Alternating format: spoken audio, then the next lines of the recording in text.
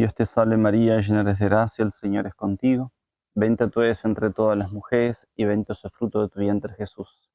Santa María, Madre de Dios, ruega por nosotros pecadores, ahora y en la hora de nuestra muerte. Amén. En nombre del Padre, del Hijo y del Espíritu Santo. Amén.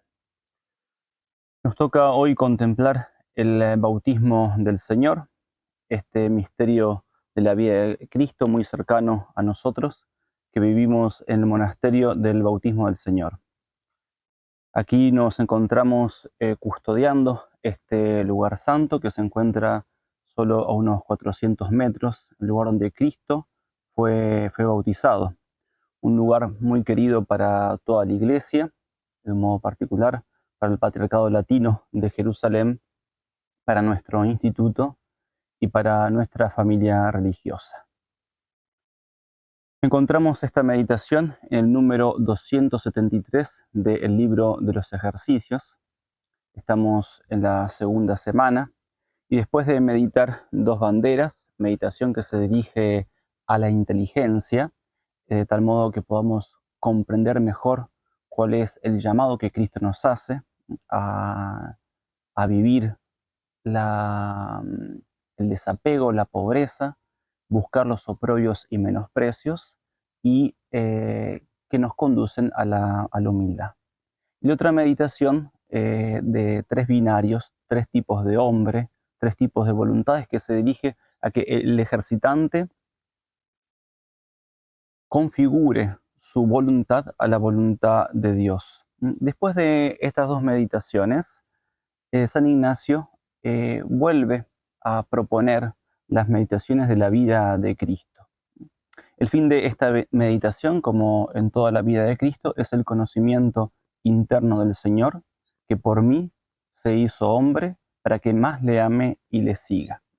Cristo es nuestro ejemplo, nuestro modelo, nuestro ideal, y como todas las contemplaciones, esta contemplación tiene varios preámbulos. El primer preámbulo es la historia.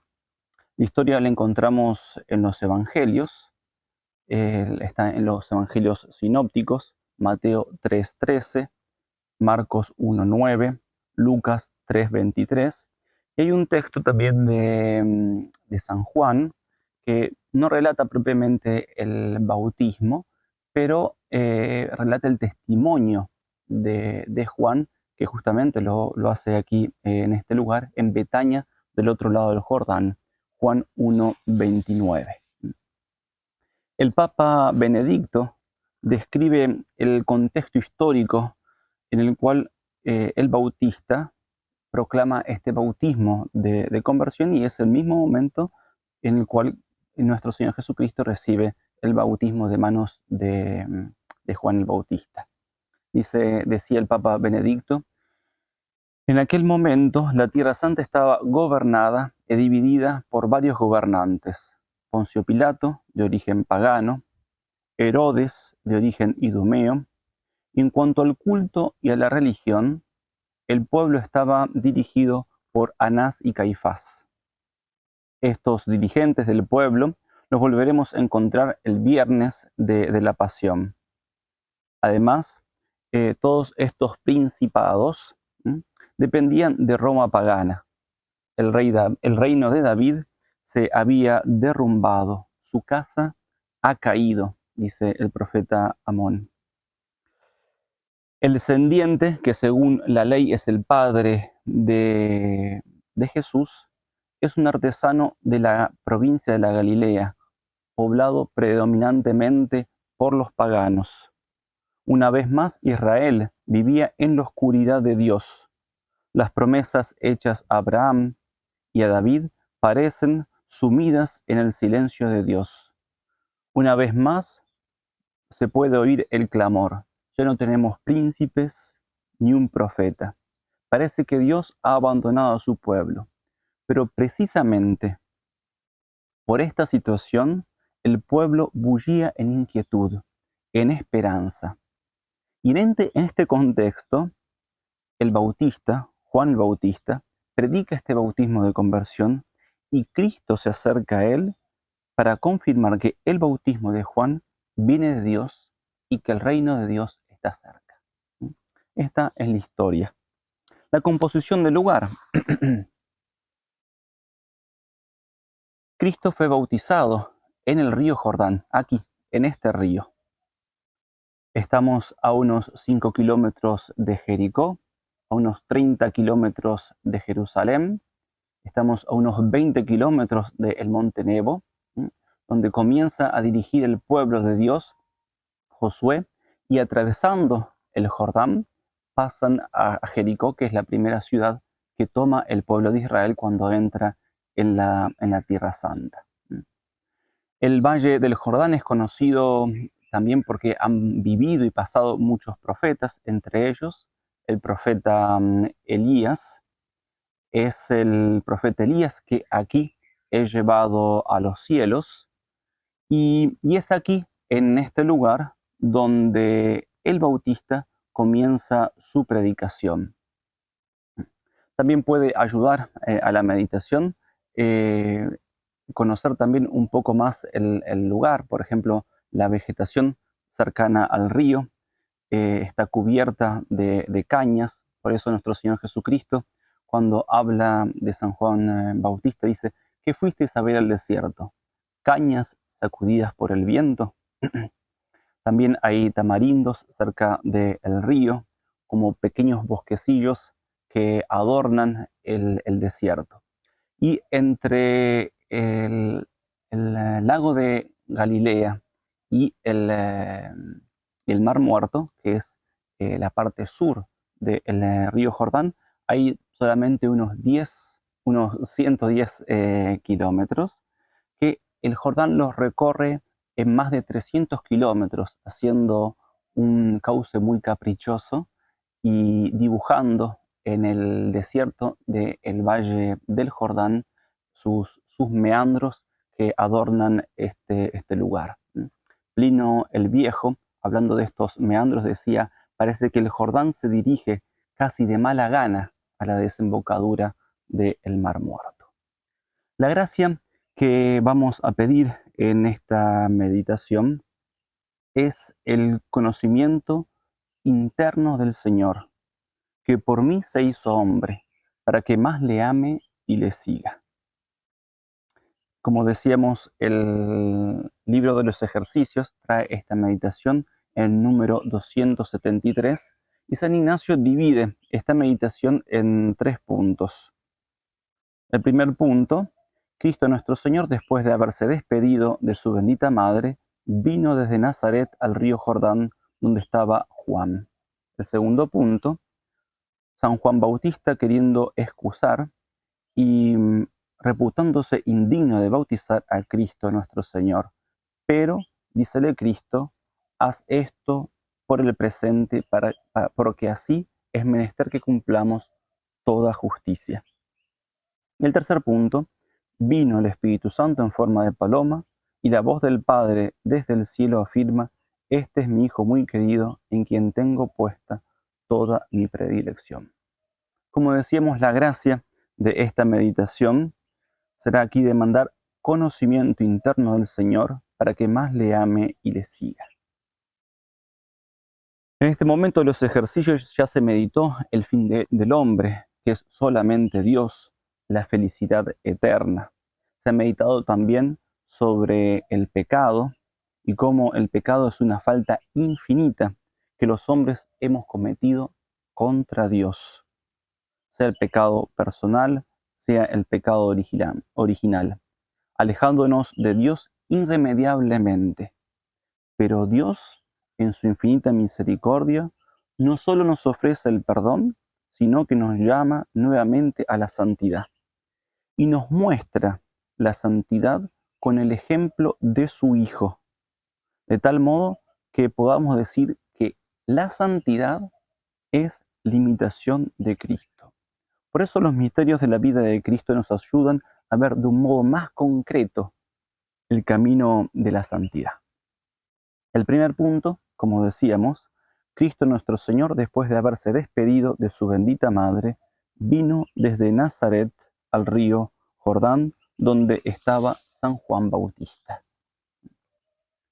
Cristo deja de hecho y definitivamente todo, todo lo que tenía en Nazaret, todo lo que significaba para él Nazaret. Deja sus amigos, su familia, sus seres queridos, el silencio de Nazaret, el trabajo manual, el retiro, el estar escondido. Es alejarse de su misma madre, la Virgen María. No es un alejamiento espiritual. El alma de la Virgen María y el alma de Cristo son almas que estarán unidas siempre, pero sí una separación corporal. Y ver que todas estas cosas que Cristo deja son cosas lícitas, pero Cristo los deja para hacer la voluntad del Padre. Esto es un gran ejemplo para nosotros, para todo cristiano, para los fieles, para los matrimonios, para los religiosos, religiosas, para los sacerdotes, para los jóvenes que están buscando cuál es la voluntad de Dios. Cristo deja todo. Evidentemente, nosotros tenemos que dejar todo aquello que nos conduce al pecado, pero también Cristo nos da ejemplo de dejar también cosas lícitas para hacer la voluntad de Dios. Son oblaciones, son sacrificios. Es separarnos de cosas que son buenas y lícitas para buscar hacer la voluntad de Dios, para ser verdaderos discípulos de Cristo. De la misma manera, cualquiera de ustedes que no renuncie a todo lo que posee, no puede ser mi discípulo.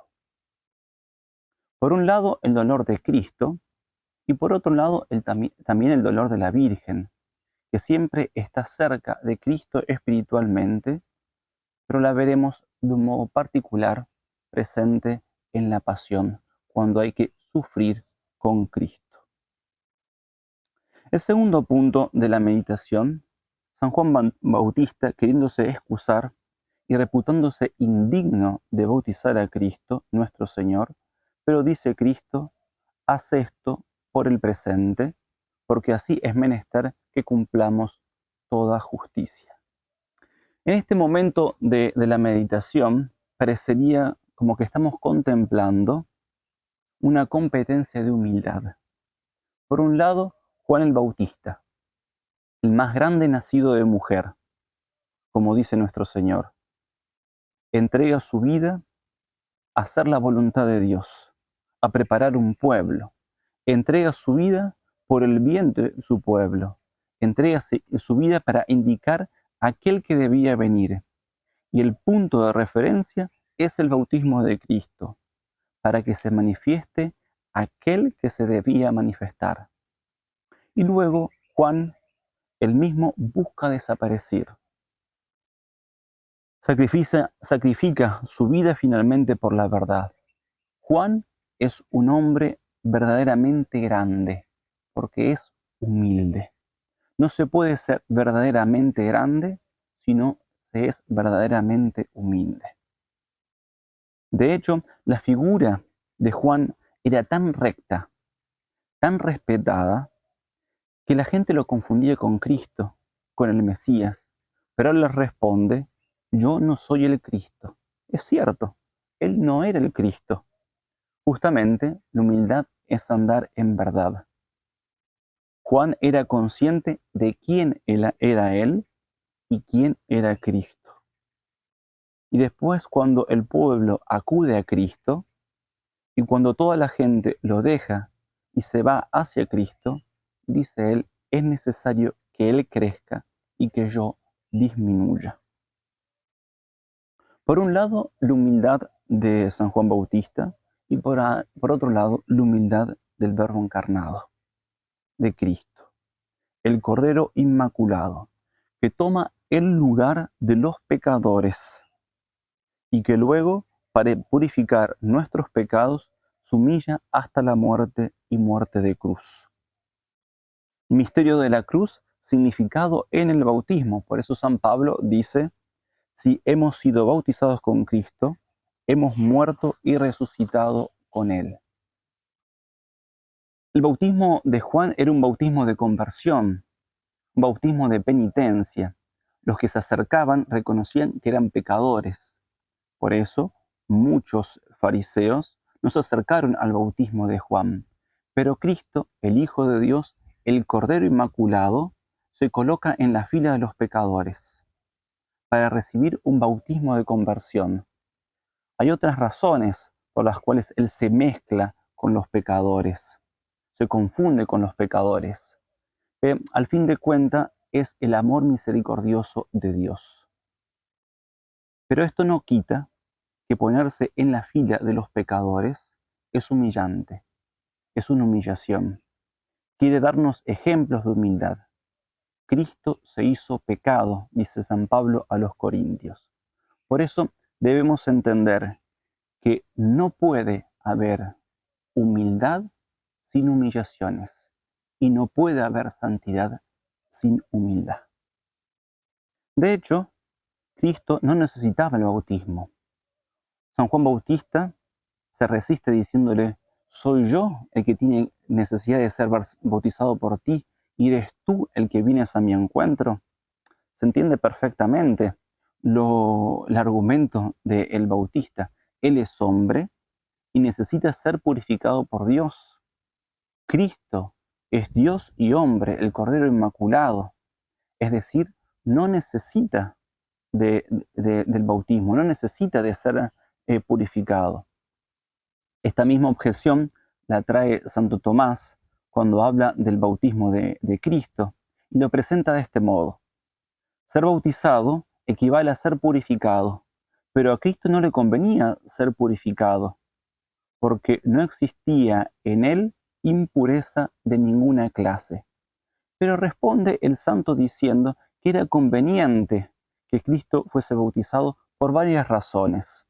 La primera es que por el bautismo que recibe Cristo de Juan, Cristo certifica que el bautismo que predicaba Juan era de Dios. Como decíamos cuando hablábamos del contexto religioso político, el bautismo predicado por Juan era un signo de esperanza y Cristo, acercándose a él, confirma que el bautismo de Juan viene de Dios y que el reino de Dios está cerca.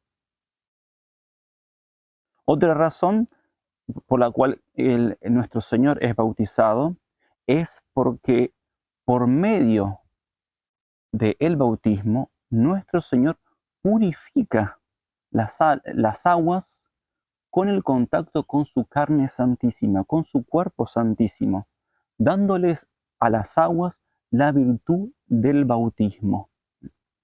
En el santuario del bautismo del Señor tenemos una hermosa imagen en la nave central que representa el bautismo de Cristo y se lo ve a Cristo recibiendo el bautismo de manos de Juan, orando, justamente consagrando la materia del sacramento. Y otra particularidad es que, como se ve, el río Jordán, por todo el sedimento que trae desde el norte de la Tierra Santa, sus aguas son turbias. Y en la representación que tenemos en el santuario del bautismo, se ven las aguas turbias del Jordán, pero en el momento que Cristo entra, se ve que esas aguas se purifican, se vuelven cristalinas, justamente para significar esto que justamente hace nuestro Señor Jesucristo en el bautismo. San Agustín, en un sermón, también da otra razón por la cual Cristo es bautizado, que es para darnos ejemplo. Cristo siempre es nuestro ejemplo. La respuesta que nuestro Señor da a Juan es esta: ahora déjame hacer esto, porque conviene que cumplamos todo lo que es justo. El Papa Benedicto comenta esta expresión diciendo: para interpretar esta respuesta resulta decisivo el sentido que demos a la palabra justicia. Debe cumplirse toda justicia. En el mundo en que Jesús vivía, justicia es la respuesta del hombre a la Torá, la aceptación plena de la voluntad de Dios, la aceptación del yugo del reino de Dios, según la fórmula judía. El bautismo de Juan no estaba previsto en la Torá, Pero Jesús, con su respuesta y con su bautismo, reconoce que el bautismo de Juan forma parte de la voluntad de Dios, de la incondicionalidad que debe tener el hombre para hacer la voluntad de Dios. La justicia, la justificación. La justicia no es solo la ley, sino la justicia es la voluntad de Dios. La voluntad de Dios es que el hombre sea justificado.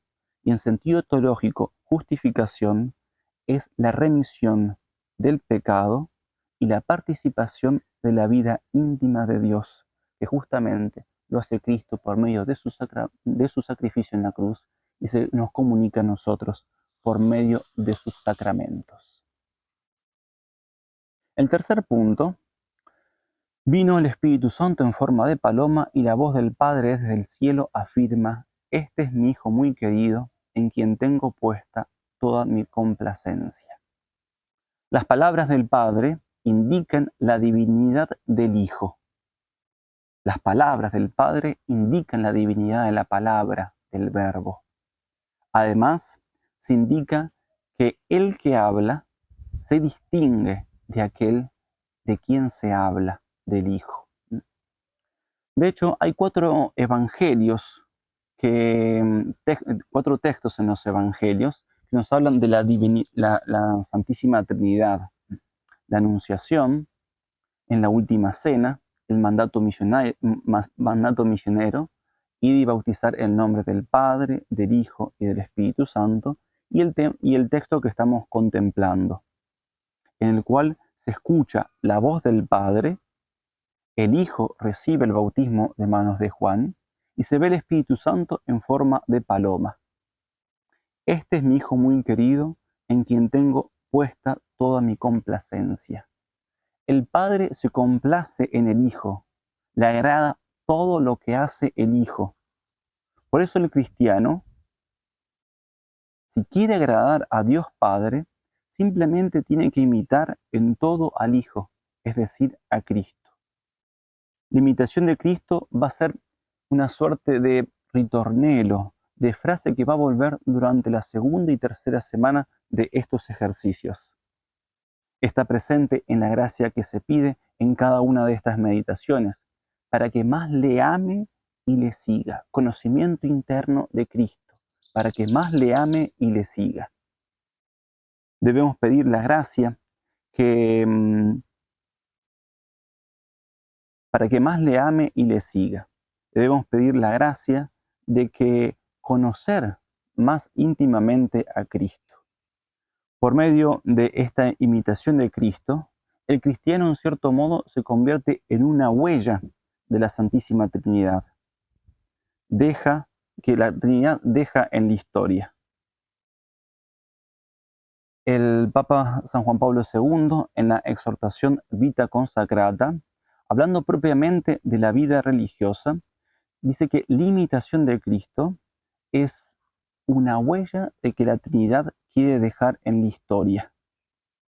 El bautismo de Cristo, justamente, es el momento en el cual Dios elige para que se manifieste la Trinidad, siendo fiel a su misión, cumpliendo toda justicia. No solo los religiosos están llamados a manifestar con su vida la Santísima Trinidad, sino también todo cristiano. Y cuanto más un cristiano imite a Cristo, cuanto más va a ser una huella que deja la Trinidad en la historia. Terminamos con un coloquio con Cristo, con las personas divinas, pidiendo la gracia del conocimiento interno del Señor, que por mí se ha hecho hombre, para que más le ame y le siga. Es decir, para vivir nuestro bautismo. Por el sacramento del bautismo se nos da la gracia, pero al mismo tiempo el bautismo es signo por el cual hemos muerto con Cristo y resucitado con Cristo. Y esto, que es un signo en nosotros, se debe también hacer vida en nosotros. Gloria al Padre, al Hijo y al Espíritu Santo, como era en el principio, ahora y siempre, por los siglos de los siglos. Amén.